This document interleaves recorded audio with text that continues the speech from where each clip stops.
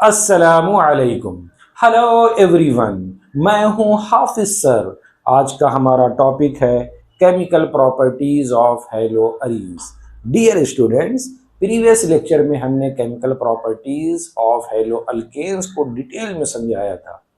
आज का हमारा जो टॉपिक है chemical properties of haloarenes. आज का टॉपिक और जो प्रीवियस लेक्चर में हमने chemical properties of haloalkanes सिखाया था, अगर आपने उसको फॉलो करते हुए आ रहे हैं तो आपको chemical properties of haloalkanes और हेलो अरीन्स ये दोनों क्लियर हो जाएगा। तो चलिए शुरू करते हैं chemical properties of hello arenes. देखिए, इसको सबसे पहले हम इसको 3 पार्ट में डिवाइड करते हैं chemical properties of hello arenes को। एक है nucleophilic substitution reaction, second one electrophilic substitution reaction, third one reaction with metal.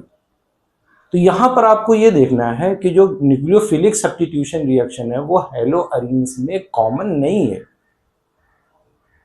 तो यहां पे कॉमन नहीं का मतलब ये कि ये लेस रिएक्टिव होता है अगर हेलो अरीन्स के साथ करें, तो इतना कॉमन नहीं जितना हेलो अल्केन्स था।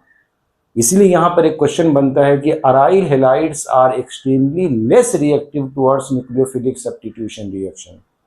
अराइल हेलाइड्स यानी केमिकल प्रॉपर्टीज अगर हम पढ़ेंगे न्यूक्लियोफिलिक सब्स्टिट्यूशन रिएक्शन, तो न्यूक्लियोफिलिक सब्स्टिट्यूशन रिएक्शन कॉमन नहीं है। कुछ एक्सेप्शनल केस में जैसे 2,4 डाई नाइट्रोबेंजीन और NaOH के साथ अगर करेंगे, कुछ टेम्परेचर के साथ, एक्सट्रीम टेम्परेचर अगर इंक्रीज करके साथ करेंगे तो पॉसिबल है, अदरवाइज इतना कॉमन नहीं है। लेकिन 12th के बोर्ड में ये क्वेश्चन ज़रूर पूछा जाता है कि न्यूक्लियोफिलिक सब्स्टिट्यूशन रिएक्शन RX और ARX में दोनों को कंपेयर किया जाता है कि कौन ज़्यादा रिएक्टिव होता है।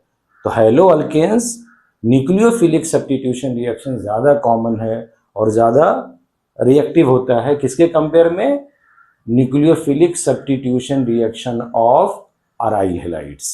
तो यहां पर देखिए एक बनता है कि aryl halides are extremely less reactive towards nucleophilic substitution reaction because resonance effect, difference in hybridization of carbon atom in CX bond, instability of phenyl cation and possible repulsion।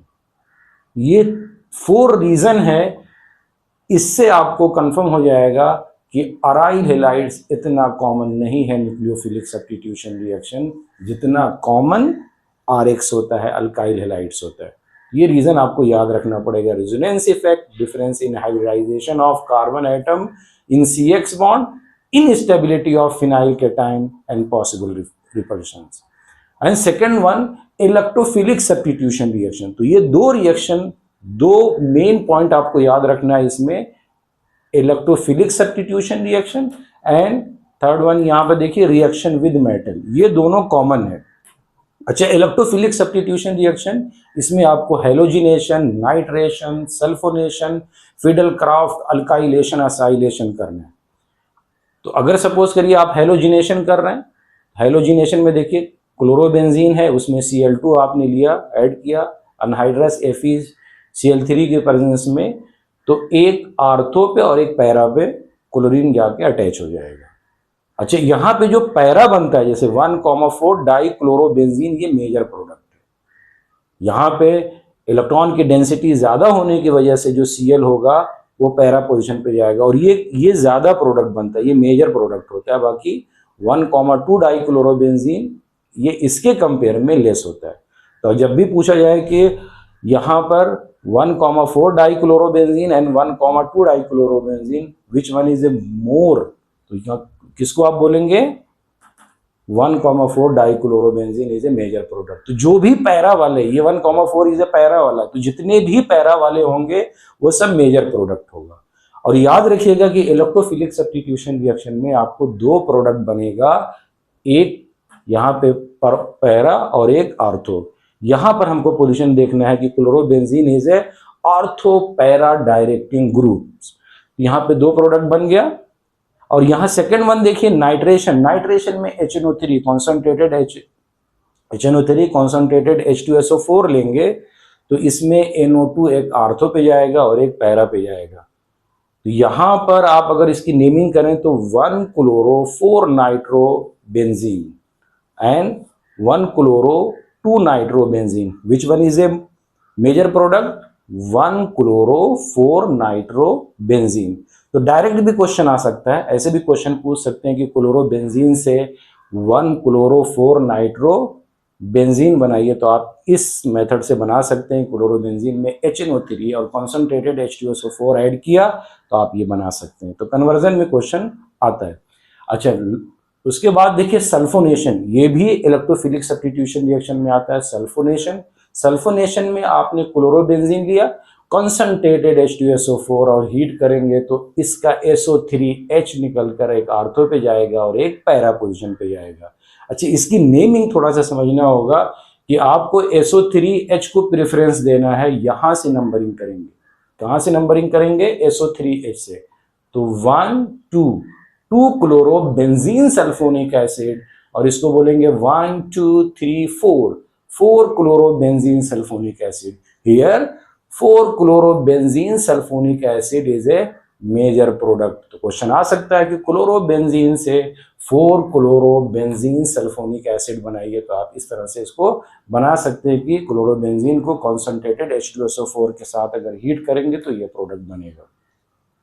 उसके बाद देखिए दो नेम रिएक्शन है, इस तरह के name reaction पूछे जाते हैं। फ्रीडल क्राफ्ट रिएक्शन, इसको मैं नेम रिएक्शन की कैटेगरीज में रखता हूं। Friedel craft reaction, Friedel craft reaction में 2 पॉइंट आपको याद रखना है, एक अल्काइलेशन होता है और एक असाइलेशन होता है। अगर अल्काइलेशन करना है तो यहां पर देखिए कार्बन की एक चेन मिथाइल ग्रुप लिया या इथाइल ग्रुप लिया, यहां पे CH3Cl ऐड करेंगे अल्काइलेशन के लिए CH3, और असाइलेशन करना है तो CH3C डबल बॉन्ड OCl, यहां पे देखिए CH3Cl, तो CH3 ग्रुप एक आर्थो पे अटैच हो जाएगा और एक पैरा पे अटैच हो जाएगा। अगर सपोज करिए यहां पे आपने इथाइल ग्रुप लिया होता तो C2H5 एक आर्थो पोजीशन पे जाता और एक पैरा पोजीशन पे जाता। तो CH3 आर्थो और पैरा, इसकी नेमिंग कैसे करेंगे? इसकी नेमिंग देखिए बहुत इजी है, यहां से आप नेम कर सकते हैं 1 chloro 2 methyl benzene, 1 chloro 4 methyl benzene, और हियर भी पैरा पोजीशन वाला जो होगा वो मेजर प्रोडक्ट होगा, यानी 1 chloro 4 methyl benzene is a major product. अच्छा, कैटलिस्ट याद रखिएगा कि कहीं पर भी पूरी ऑर्गेनिक केमिस्ट्री में अगर फ्रीडल क्राफ्ट रिएक्शन होता है तो कैटलिस्ट हम यहाँ पे लेते हैं अनहाइड्रस AlCl3। तो ये हो गया आपका अल्काइलेशन। और असाइलेशन के लिए क्या करेंगे? CH3COCl, CH3COC double bond OCl, इसमें COCH3 जो होगा वो एक आर्थो पोजीशन पे लगा देंगे और एक पैरा पोजीशन पे लगा देंगे। तो यहां पे हम इसकी नंबरिंग कैसे करेंगे? 1 2 3 4 क्लोरो एसिटोफिनोन, और यहां पे कैसे नंबरिंग करेंगे? 1 2 क्लोरो एसिटोफिनोन। तो इसमें कौन मेजर प्रोडक्ट हुआ? 4 क्लोरो एसिटोफिनोन। तो फ्रीडल क्राफ्ट में जब भी अल्काइलेशन आए क्लोरोबेंजीन के साथ CH3Cl को ऐड कर देंगे और CH3 एक आर्थो पे और एक पैरा पे लग जाएगा। अगर सपोज करिए यहाँ पे कोई और कार्बन की चेन है, C2H5 है, तो C2H5 एक आर्थो पे और एक पैरा पे लगेगा। और यहाँ पर CH3COCl, तो CH3COCl में से CH3CO एक आर्थो पे और एक पैरा पे लग जाएगा। तो यहाँ पे 1, यहाँ पे कैसे 2 क्लोरो एसिटोफिनोन और यहाँ पे 4 क्लोरो एसिटोफिनोन बन जाएगा। तो फ्रीडल क्राफ्ट में डायरेक्ट भी क्वेश्चन आ सकता है, नेम रिएक्शन पे भी क्वेश्चन आ सकता है, और कन्वर्जन में भी क्वेश्चन आ सकता है कि क्लोरोबेंजीन से 4 क्लोरो एसिटोफिनोन बनाइए या 2 क्लोरो एसिटोफिनोन बनाइए। अंडरस्टूड? अच्छा, अब थर्ड वन पे हम आते हैं, reaction with metal. Reaction with metal में देखिए 2 नेम रिएक्शन आएंगे, बहुत ही कॉमन है। एक है वुड्स फिटिग रिएक्शन और सेकेंड वन है फिटिग रिएक्शन। वुड्स फिटिग रिएक्शन में देखिए जैसे हमने RX में पढ़ा था, फिटिग RX में हमने क्या पढ़ा था? Wurtz reaction, RX + 2Na + RX give RR + 2NaX। यहाँ पे हमको क्या करना है, एक अराइल हेलाइड्स लेना है प्लस Na प्लस RX। तो 2NaX को आपने एज ए बाई प्रोडक्ट बाहर निकाल दिया, क्या बन गया, बेंजीन के साथ ये R जाके अटैच हो गया। और फिटिंग रिएक्शन में क्या होगा कि दो अराइल हेलाइड्स लेना है प्लस 2Na, तो 2NaX as a by product बाहर निकल जाएगा, क्या बच जाएगा, दो बेंजीन को अटैच कर देंगे, इसको बोलेंगे डाइफिनाइल या बाइफिनाइल। अच्छा, ऐसे इनडायरेक्ट क्वेश्चन भी आता है, कन्वर्जन टाइप के क्वेश्चन आते हैं, कैसे कि अराइल हेलाइड से आप बाइफिनाइल बनाइए या डाइफिनाइल बनाइए, या यहाँ पे अगर सपोज करिए क्लोरोबेंजीन है, क्लोरोबेंजीन से टॉलिन बनाइए, ये भी कन्वर्जन में क्वेश्चन आता है। तो यहाँ पर आपने देखा कि nucleophilic substitution reaction, chemical properties of haloarenes में nucleophilic substitution reaction, electrophilic substitution reaction and reaction with metal. तो रिएक्शन विद मेटल में आपको दो नेम रिएक्शन रखना है, एक वुड्स फिटिग रिएक्शन और second one is a Fittig reaction. और यहाँ पे इलेक्ट्रोफिलिक सब्स्टिट्यूशन रिएक्शन में halogenation, nitration, sulphonation, Friedel Crafts, alkylation, acylation. और न्यूक्लियोफिलिक सब्स्टिट्यूशन याद रखिएगा कि इतना कॉमन नहीं है, न्यूक्लियोफिलिक सब्स्टिट्यूशन इतना कॉमन नहीं है, किसमें हेलोअरीन्स के अंदर, ये ज़्यादा कॉमन है किसमें, RX के अंदर। या अगर आप ये भी कह सकते हैं कि न्यूक्लियोफिलिक सब्स्टिट्यूशन रिएक्शन हेलोअरीन्स के अंदर पॉसिबल नहीं है, एक्सेप्शनली पॉसिबल है किसी किसी केस में। तो और इसीलिए क्वेश्चन इस पे पूछा जाता है कि RX या ARX में न्यूक्लियोफिलिक सब्स्टिट्यूशन रिएक्शन के लिए कौन ज़्यादा रिएक्टिव है। तो उसके आंसर के लिए आपको ये 4 पॉइंट याद रखना है, resonance effect, difference in hybridization of carbon atom in CX bond, instability of phenyl cation and possible repulsion. Dear students, आज का टॉपिक कैसा लगा कमेंट बॉक्स में जाके जरूर कमेंट करें, क्योंकि आपके कमेंट्स हमको और बेहतर बनाते हैं।